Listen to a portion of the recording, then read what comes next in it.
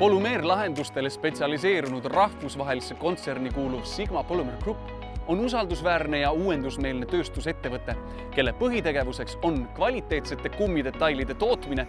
Ettevõtte edu aluseks on pikaajaline kogemus tipptasemel tehnoloogia ja pidev arendustegevus. Seal valmimat toodangut iseloomustavad innovaatilisus, vastupidavus ja kõrged kvaliteedistandardid. Läbi aastate on toimunud väga palju ematehaste sulgemisi, me oleme muutunud kompaktsemaks ja areneme iga aasta jõudsasti. Meil on plaan tootmist automatiseerida ja digitaliseerida.